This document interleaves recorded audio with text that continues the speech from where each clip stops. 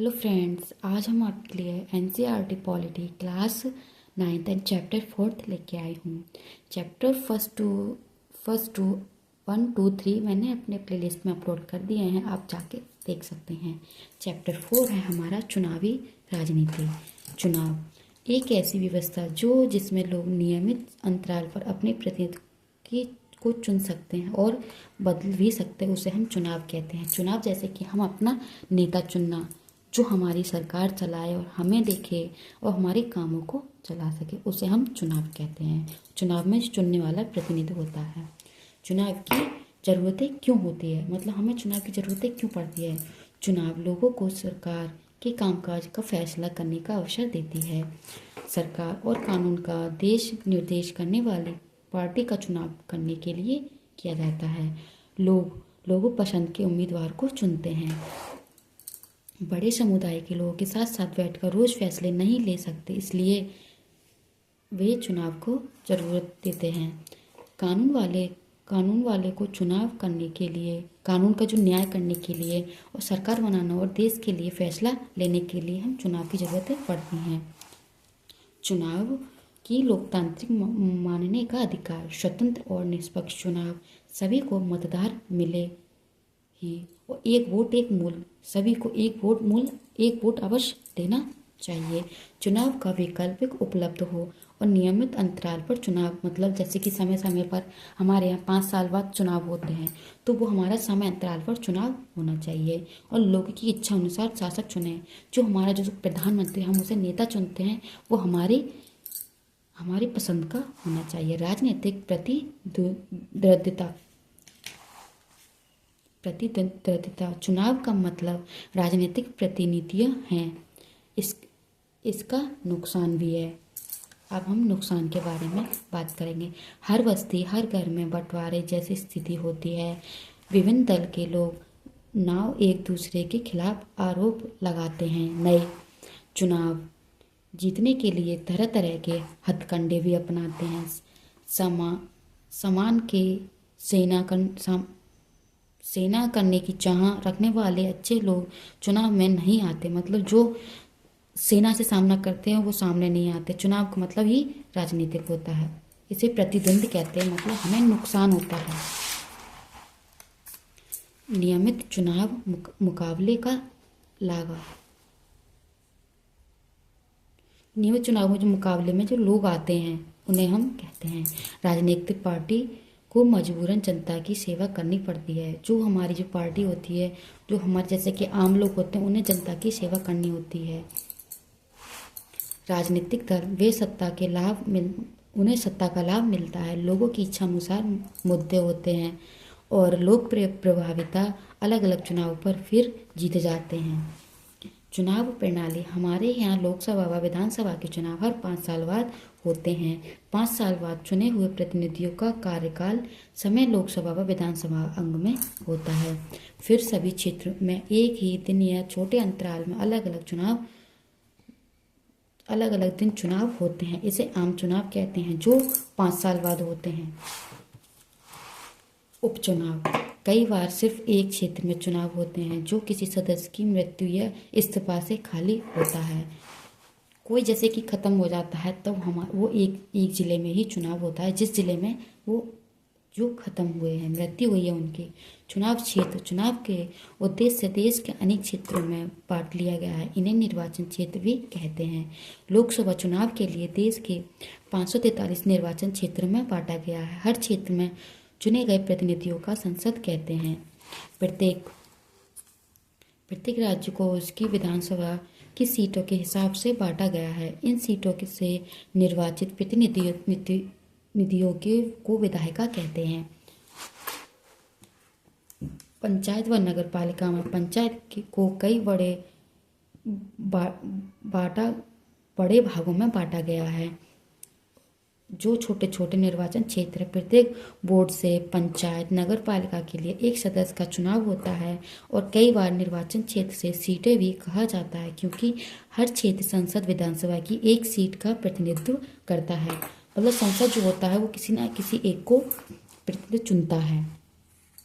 आरक्षित चुनाव क्षेत्र, कमजोर वर्ग के लिए तो आरक्षित किया जाता है।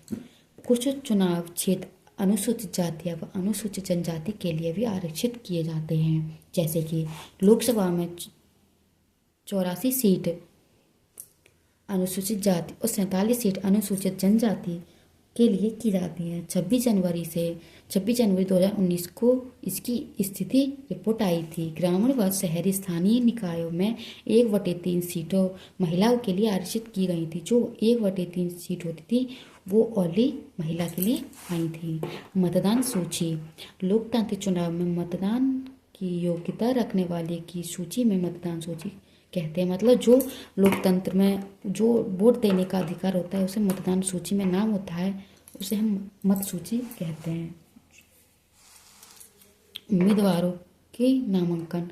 मतदान उम्मीदवार भी हो सकते हैं। दर उम्मीदवार बनने की न्यूनतम आयु 25 वर्ष है, जो अब कम हो गई है। मतदान देने की सार्वभौमिक वयस्क मताधिकार। हर किसी को मत देने का अधिकार है। मत प्लस एक मत एक मूल्य, मतलब वोट हमारा बहुत मूल्यवान होता है। 18 वर्ष से ऊपर सभी मत दे सकते हैं। जाति, लिंग, धर्म पर भेदभाव ना करना, तभी हम एक वोट एक मत का मूल्य समझ सकते हैं। राजनीतिक दल अपने उम्मीदवार मनोनीत करते हैं जिन्हें पार्टी का चुनाव चिन्ह व समर्थन मिलता है। पार्टी के मनोनीत की बोलचाल को माल में टिकट कहते हैं। चुनाव के साथ समय नारे।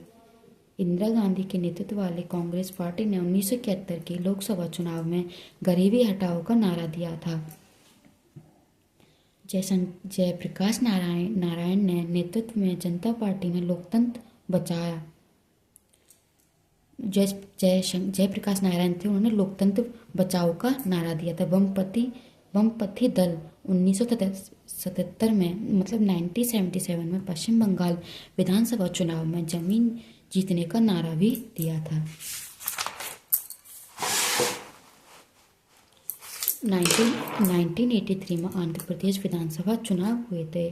तेलुगु देशज पार्टी में एनटी श्यामराव तमिलनाडु तेलुगु स्वाभिमानी थे। मतलब जो तेलुगु का जो पार्टी थी एनटी रामराव थे। आदर्श आचरण संहिता। चुनाव के समय पार्टियों और उम्मीदवारों द्वारा माने जाने वाले फायदे, कानून, मतगणना, चुनाव का उम्मीदवार चयन होता है। हमारे देश में चुनाव एक स्वतंत्र व ताकतवर चुनाव आयोग द्वारा कराए जाते हैं। इसे न्यायपालिका के सामने ही आज़ादी प्राप्त है। मुख्य निर्वाचन आयुक्त की नियुक्ति भारत के राष्ट्रपति करते हैं। एक बार नियुक्ति हो जाने के बाद निर्वाचन आयुक्त राष्ट्रपति या सरकार के प्रति जवाबदेही नहीं रहता। दुनिया के फायदे ही किसी चुनाव आयोग के भारत निर्वाचन आयोग जीतना अधिकार प्राप्त होता है। निर्वाचन आयोग पहला, सरकार प्रशासन को गलती के लिए फटकार भी लगाता है। सरकारी मशीनों को दुरुपयोग पर रोक लगाता है और अधिकारियों का दल बदल करते हैं, मतलब एक जगह से दूसरी जगह करते हैं। चुनावी प्रक्रिया संचालन के हर पहलू पर निर्णय लेते हैं। आदर्श चुनाव संहिता लागू के खाते भी रखते हैं। सरकार के दिशा निर्देश के आदर्शों का पालन भी करते हैं। और अगर लागत है मतदान ही ठीक से नहीं हुआ है तो वहाँ फिर से मतदान कराता है। मतलब जहाँ जो गलतियाँ होती हैं वो राष्ट्रपति देखता है और उन्हें पूरा करता है। ये हमारा तेलुगु स्वाभिमानित्व नाम दिया गया था। आप फ्रेंड्स देख सकते हैं। फ्रेंड्स नोट्स कैसे लगे कमेंट सेक्शन में बताना। वीडियो को ज़्यादा से ज़्यादा लाइक करना एंड शेयर करना, सब्सक्राइब करना ना भूलें।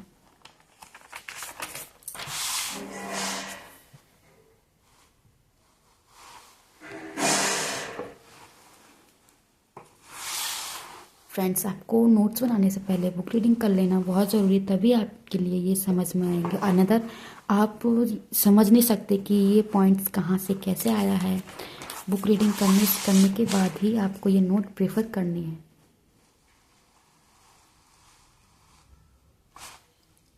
And thank you friends. Video को ज़्यादा से ज़्यादा लाइक करना एंड शेयर करना, सब्सक्राइब करना ना भूलें।